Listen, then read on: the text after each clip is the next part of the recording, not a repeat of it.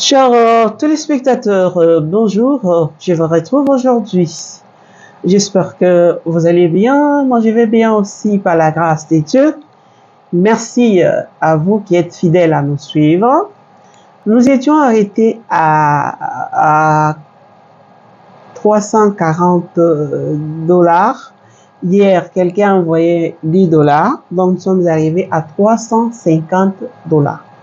Merci de votre fidélité. Il y a des promesses, nous attendons. En attendant, nous continuons de cette manière.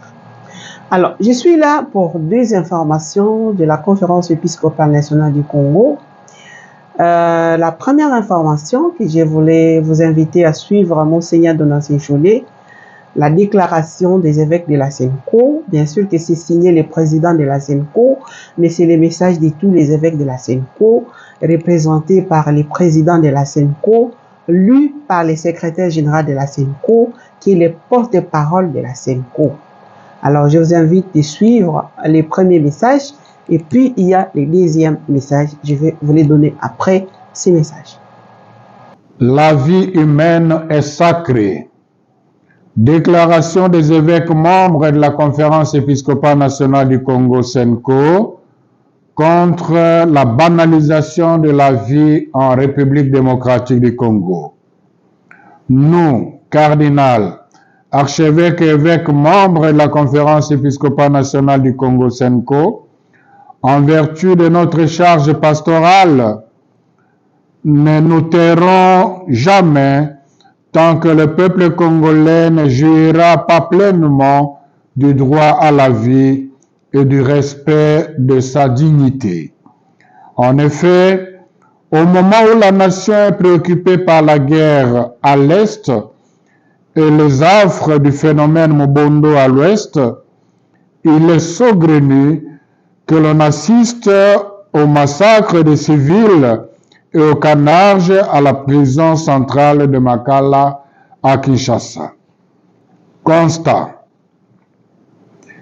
Il est plus que déplorable de devoir compter chaque jour des morts de suite des attaques et bavures des forces de l'ordre et de sécurité d'une part et de la négligence des services de l'État d'autre part. Il y a un an, le 30 août 2023, c'était le massacre de plus d'une cinquantaine de personnes dites Wazalendo, adeptes d'une secte à Goma par la garde républicaine. Récemment, le 15 août 2024, la nation congolaise a été endeuillée par le massacre crapuleux d'une dizaine de jeunes du mouvement religieux Bidi Akilwa par certains éléments des forces armées de la République démocratique du Congo et de la police nationale congolaise. Le 18 août 2024, nous avons déploré la mort de 25 personnes, doublée de la disparition de 160 autres dans le naufrage d'une baleinière sur la rivière Lukeni dans le Maïndombe. Suite à la négligence des services de l'État commis à la régularisation de la navigation dans nos lacs et rivières. Alors que la nation est encore dans l'attente de la lumière sur ces événements malheureux susmentionnés et tant d'autres survenus à travers le pays, notamment dans les provinces de l'Est, spécifiquement dans le nord Kivu et en Ituri, et à l'ouest dans le territoire de Kwamuntu, au moment même où la nation est censée rendre des hommages dignes à Goma, à nos 200 frères et sœurs morts suite au déplacement forcé par les fêtes de guerre, les nouvelles provenant de la prison de Makala, ce lundi 2 septembre 2024, faisant état de plus d'une centaine de morts, dont un bon nombre par balle, de plusieurs blessés et des cas de viol parmi ces pensionnaires, oblige la SENCO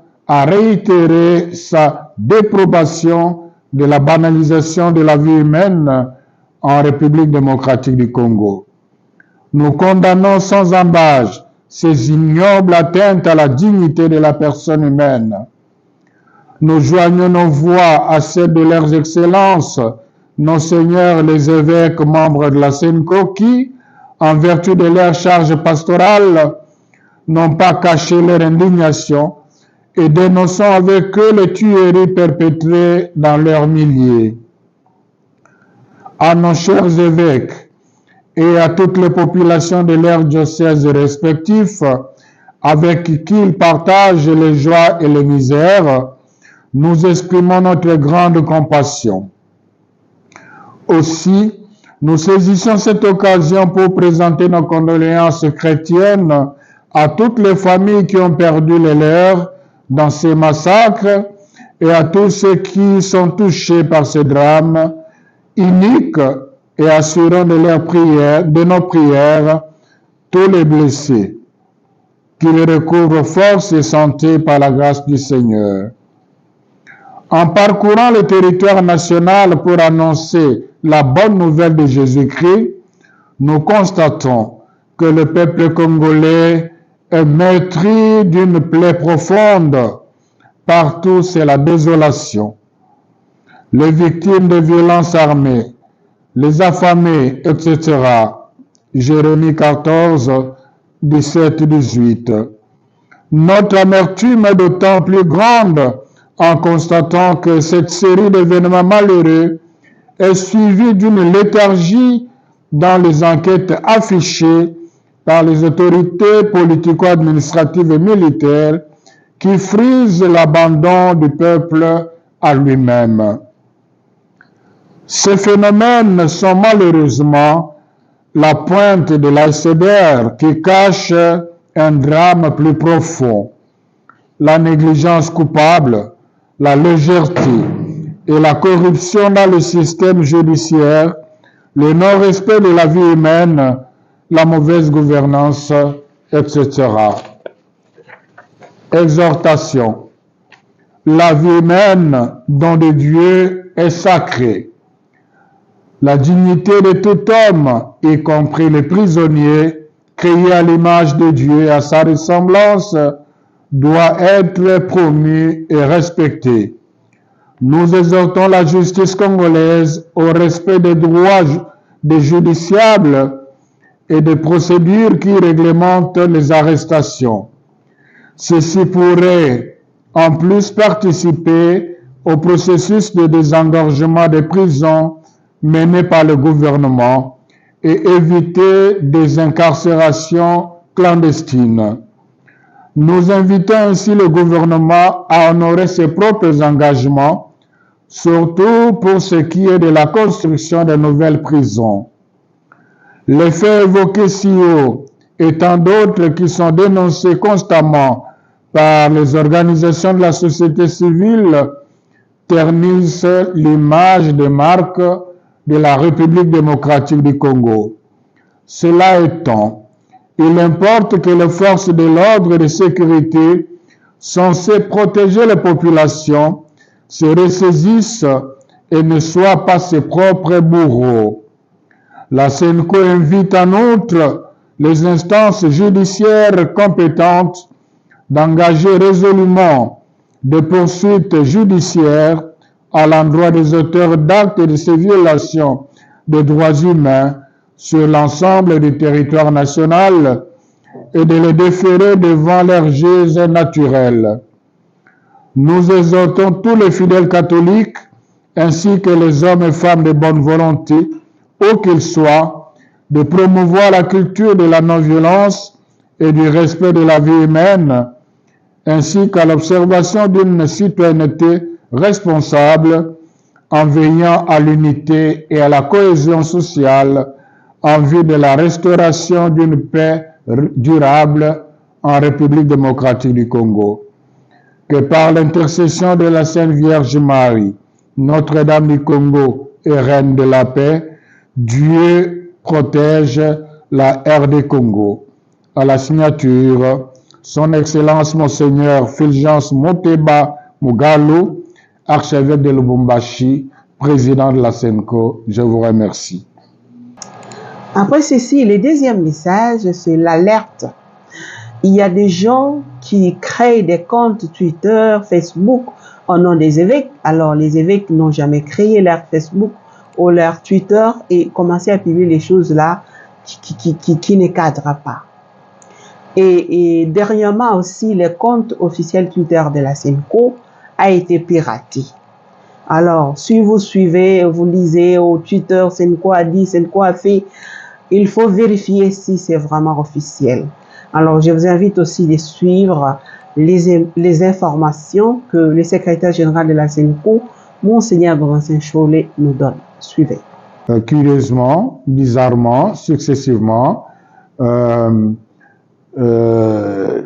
jour avant, il y a quelqu'un qui a piraté le compte X de la SENCO, SENCO bar-RDC, et pour écrire n'importe quoi au nom de la SENCO. Et un jour après, c'est un compte qui est créé, un compte X créé, un compte Twitter X créé au nom de Monseigneur Fulgence, qui n'a jamais eu un compte Twitter sur X, même pas un compte Facebook.